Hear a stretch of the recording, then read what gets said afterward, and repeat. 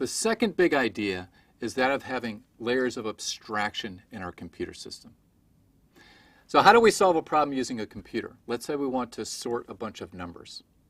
Well, at the fundamentally lowest layer of our computer system, we're dealing with physics, where we're using physical properties of our materials in order to move electrons around to create current. Now, how do we get from this high-level problem that we have, sorting, down to this level of physics of moving electrons around? And the way we do this is we break this up into layers of abstraction. And each of these layers is well defined and represent a different level of abstraction above that lowest level of abstraction of physics. So at the highest level, we have the problem that we want to solve. And in this case, we're talking about sorting a bunch of numbers. Now, we can sort in a number of different ways. There are a number of different sorting algorithms. So we take that problem and then we choose a way to implement that through an algorithm. Now, we also have to have data structures. We have to arrange our data, our input data that we want to sort, as well as our output data in some way. Now, once we have that algorithm defined in our data structures, now we can transform that into a program. So we use a particular programming language, such as C, as we'll see in this course, to express that algorithm. Now that program then gets compiled or interpreted down to an instruction set, to machine instructions. And these are the instructions that actually run on this computer system on the hardware, that the hardware understands. So our hardware doesn't understand C or Java or any other programming language. What it understands is the instructions in the instruction set architecture.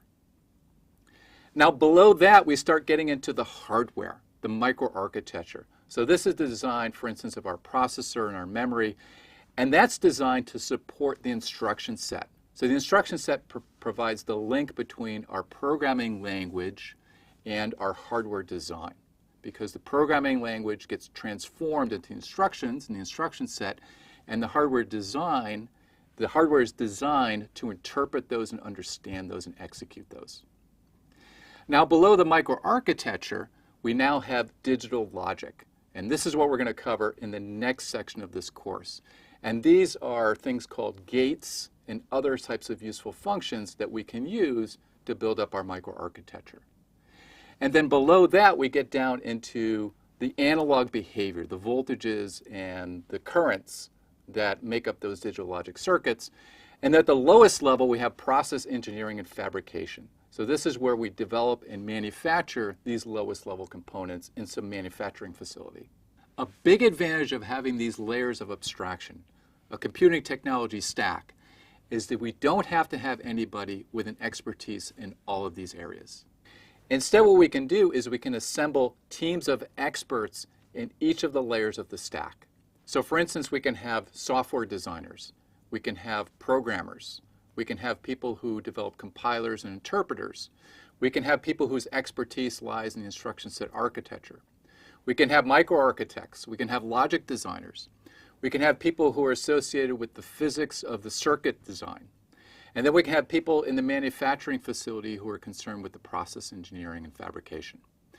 And so long as we have these teams of experts and we have good communication between them, then we can traverse the complexity of a computer system in a very organized way. This idea of a computing technology stack benefits us as well, because this is how we're going to organize the course. Now we're going to take a bottom-up approach where we start with digital logic, and we're going to start with transistors and numbers, and move through digital logic and create gates as well as other useful logic functions. Then we're going to use those functions in the computer organization part of the course, when we design a microarchitecture, a piece of hardware that can run computer programs. And those computer programs are going to be constructed using an instruction set. So we're going to talk about the design of an instruction set architecture in the last part of the computer organization part of the course. Then we'll move up the stack to programming. We'll first start with low-level programming in what's called assembly language, and then high-level language programming using C. And at the end of this journey, you'll understand the different layers of the stack as well as how they interact with each other.